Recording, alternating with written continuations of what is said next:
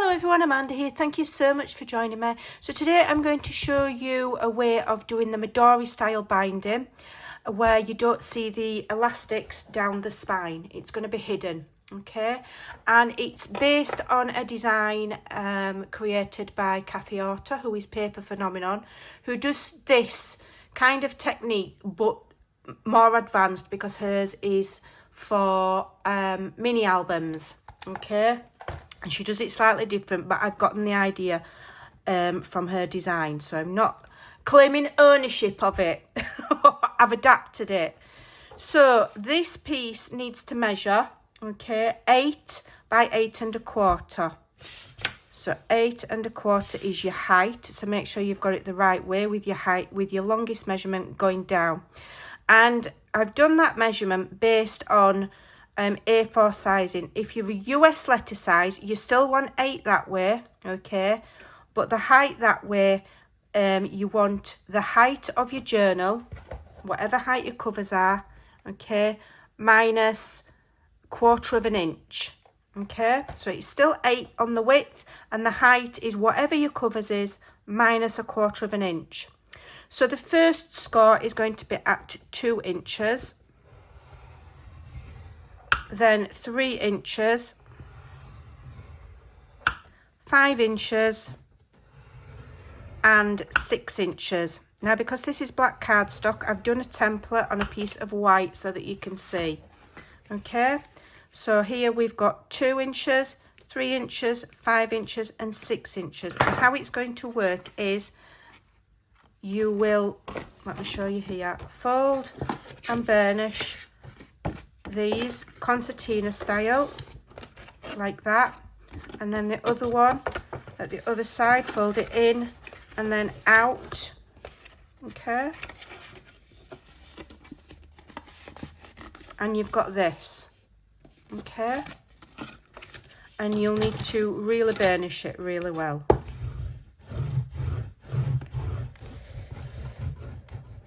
Really well, okay. Now, your Midori binding strings are going to go in here. So here's the holes. So you're measuring this middle section here, just the middle section, okay, with a ruler and a pencil. And this section measures 2 inches. So put your ruler there and up to 2 inches there. You're going to make a mark at 1/2 inch. 1 inch and 1.5 inches. 1/2 inch, 1 inch, and 1.5. Okay, that means you have got room for 3 holes to hold 3 signatures with 1/2 inch spacing between each line. And we're going to do the same at the bottom. Okay, so 1/2 inch, 1 inch, and 1.5. Okay, which we've got here. Then you want to punch your holes, and I have my eyelet set at 1/4 inch depth. That's what these measurements are here. And if you move this black thing here to the 1/4 inch mark, okay, you'll get the same depth, and so all of your holes will be lined up the same, okay? So let me find my larger hole. I've set it to where I want it. So then I'm going to go in here. That's 1, 2, and 3. And then we're going to do the same at the bottom. It's very forgiving, is this method, because if you don't have your holes exactly lined up, okay, it's not going to show. So it's not going to look wonky, okay? So let me show you this again. So it's 8 by 8 1/4. If your journal isn't 8.5 tall, the tallness of the cover, then adjust that to 1/4 inch shorter than the height of your cover. But the 8 width is the same. Then you're scoring at 2 inches, 3 inches, 5 inches, and 6 inches. Then you're going to this middle section here, which measures 2, and you make a mark at 1/2 inch, 1 inch, 1.5, and punch your holes at 1/4 inch inwards, okay, from the top. And then you do the same at the bottom. So I'll just leave that there for a moment in case you want to pause the screen and draw yourself a little template on a scrap piece of paper to remind yourself. So this gives you 2 inches wingspan here, 2 inches wingspan here, 1 inch there and 1 inch there, so that folds inside there to hide. It will hide these, and then these wings are going to glue onto your spine, and you're going to burnish it into the gussets. Now we're doing it that way. Why are we not just literally just doing that? Okay, why are we adding the wings? Because if we have a piece without the wings, okay, let me try and demonstrate. So if we just fold them in like that, okay, and stick that on and put our holes there, yes, the Midori binding will be hidden, but you're going to be putting pressure on this all of the time. So by adding the wings, okay, you are anchoring that down and giving your binding more support, okay. And then you'll put your patterned paper over there and your patterned paper over there. So let's get on with mine. So what you want to do is set your eyelets, okay.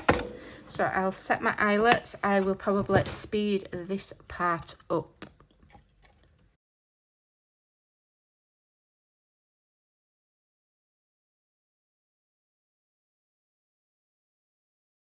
Okay, so then you want to get your elastics. So long as it's strong elastic, it doesn't really matter about the thickness. I think this is about 2 mil. It's quite slim. So you want to go, how do I do it now? In from the bottom, okay, and up to the top. And then I go, then what do I do? Across the top. That's going to go down. And just make sure I've got plenty of length there. That's going to go down. This bottom one is going to go back up there. Okay. Up through the top, through the same hole.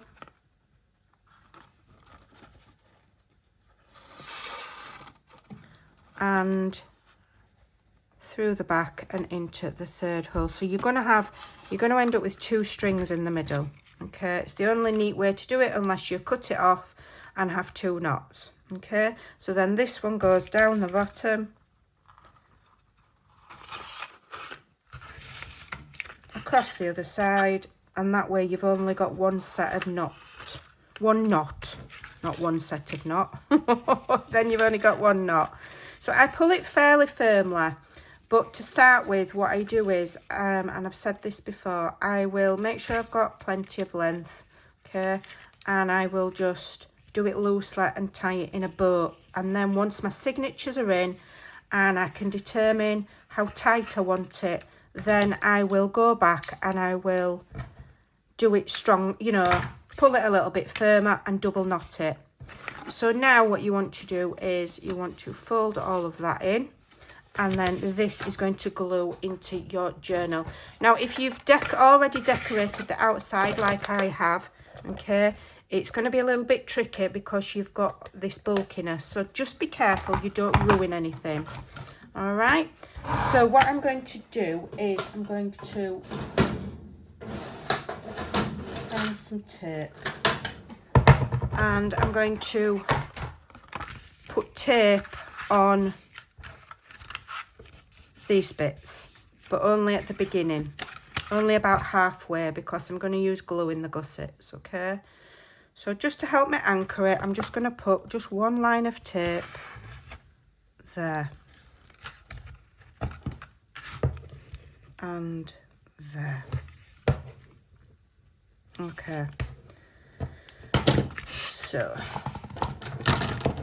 that will just help me anchor it so that it's immediately glued down, stuck in place, and then I can mould into the gussets with my bone folder, and I will use glue on the rest. Okay, So then what you want to do is you just want to see where your gussets are, and this wants to go, you want to try and get it as much in the middle as you can. Now this can be tricky, so take your time, okay? Take your time. All right, so what I'm going to do is I'm going to grab a pencil, and I'm just going to mark on here. I'm looking where I'm lifting this up, okay, so that I can get this kind of centered. All right, and I'm just going to make a mark there and there for the edge of there, and then we'll go up here, and I'm just looking for the center of there, lifting my covers up so I can see those gussets because everything's black. Okay, I'm just going to make a little pencil mark there and a little pencil mark at the other side. Bear with me, making sure it's all folded in while I'm doing it. Okay, it's just going to help me kind of get it straight. So then what I'm going to do is I'm going to remove the tape on one side, just on one side to start with, and I'm going to bring my cover back in, and I'm looking for those, and I'm holding it like that with my thumb so that it doesn't stick down before I want it to. Okay, so I've got all this pushed in, all right, and then I'm lining it up there, and I'm going to see if I'm happy with it, and I am, making sure that those pieces are pushed together. Okay, and then I can start and I can press, and that little bit of tape there is just helping me keep all of that in place for now. Okay, and then what I'll do is I'll just lift this a little bit back, and I'm going to add some glue, and I'm using coal oil because it doesn't dry as fast. Okay, so I'm going to put glue all along there in my gusset and up to the edge of that cardstock, but not right to the edge because it's going to seep out. Okay, it's going to seep out, so right into the gusset there, and hopefully that will saturate the card, and once it's saturated your card, you will be able to start and burnish it. Okay, don't worry if it's not perfectly straight, it's not the end of the world. So then what I'm going to start and do is I'm going to just start and carefully burnish that. Too much glue, I've got far too much glue in mine. I'm just going to start and carefully burnish it to mould it into the gusset of my journal there. Okay, and then attach it down. As always, I've used way too much glue. Just going to move these strings out of my way. Just put them like that. Okay, and then you will just have to slowly and carefully and with patience wait for all of that to dry. Keep working it gently into those gussets because you want it right in there.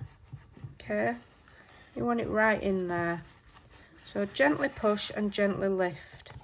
Okay, and get that in there and get that attached, and then you know just have to be patient and wait for that wet glue to dry. Okay,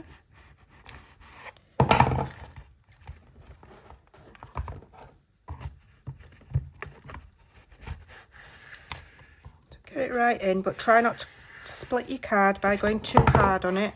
Okay, just be firm but gentle. Let me find my other bone folder. If I just use this just very, very gently, keep working it, and you're moulding that card to go into the gusset area.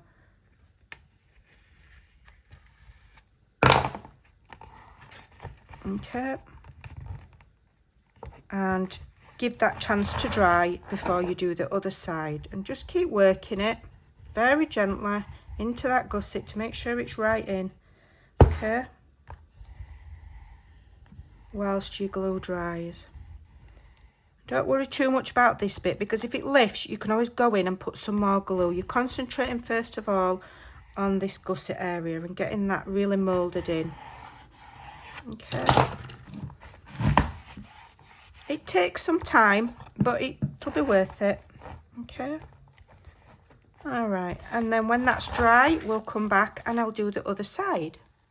Okay, so when you've patiently waited for that to dry, and whilst it's drying, I just put mine on a mat. Whilst it's drying, I kept gently working into that gusset to make sure that that was right in. Okay, and I held it at an angle and I was just patient and waited for it to dry. Okay, because if you're not patient and you don't wait for it to dry and you don't move those fibres at the same time, it will come undone. So patience, okay? If it's coming undone, you just need to wait longer. So then we go to the other side, and I'm going to learn my lesson and not put quite as much glue, okay? So I'm going to spread it about a little bit easier, because I can always go in with a fine tip glue bottle and go around and seal the edges if I've not got enough glue, okay? So I'm putting a little bit less on, but I want quite a bit in the spine, in that gusset, sorry.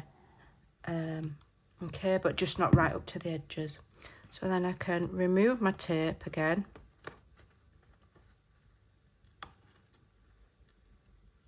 Okay, and this will just help me hold it in place because it takes a while to dry. And I'm just going to lift it up, and I'm going to make sure that it meets there and that it's meeting down here. And it should do, because you've scored it all. Okay, so it should all just meet nicely. All right, so let's just push it in a bit. Push it in there. Make it lay flat, and then commit with your sticky tape part.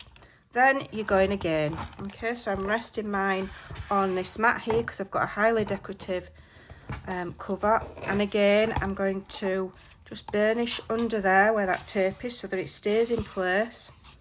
Then I'm going to start and I'm going to coax this into the gusset just like you would normally. Okay, so I'm finding my gusset, it's there, and gently but firmly, which sounds ridiculous, but it's kind of like you've got to be firm, but also you don't want to go through your card with your bone folder. And again, you can start and gently coax that in and gently lift your cover, okay, because it's wet and wet paper won't crack. Okay, and if you just have it flat like that, it will come off. So if you just hold it kind of at a bit of an angle, coax it in, make sure that that bit underneath that fold there is down, and just keeping on patiently waiting for all of that to dry. You can totally bend your cover. Don't go in with sharp things like that, go in with rounded things. Okay, and all of the time you're working that cardstock, use a good quality one that you're confident won't split, and you're just waiting for that to dry. So when mine's fully dry, I'll come back and show you. Okay, so mine's more or less dry, hopefully it won't lift. So like I say, just keep on working the fibres of the cardstock into the gusset, right, and you know, whilst you're waiting for it to dry, that's how you're going to get the best results. Okay, and don't fold it that way until it's fully flat. So once it's all dry, it will fold flat, okay, because especially if you made sure you left enough room in between your spine and your covers. How I showed you in the cover tutorial, I always leave minimum 1/8 of an inch to 1/4 of an inch, okay, so that you've got room for that cardstock to sit inside and open and close. So then, let me just show you how nicely that is sat right into the gussets. Okay, it's folded neatly there, and it's folded neatly there. Okay, now you might have a little bit of a, what you might feel is a 3D action going on here. That will flatten over time when you've got the weight of your signatures in. Okay, so then you just need to finish it off with a piece of cardstock either side. Now I don't always do this, sometimes I will just lay a patterned paper, but because I want to make sure I've got extra protection on this binding, if I layer over with cardstock, I've just got that extra reassurance that those wings are covered and none of this is going to lift. Okay, so I have cut mine to whatever size your cover is. You want to cut it 1/4 of an inch shorter on the width and 1/4 of an inch shorter on the height. I think that's what I've done. Let me just see. Yeah, so my cover, for example, is 6 wide, so I've cut it to 5 3/4. And my cover is 8 1/2 tall, so I've cut it to 8 1/4. And then you can just literally layer those on. I'm going to use a glue that I'm confident isn't going to splodge out, and that's the Nouveau glue.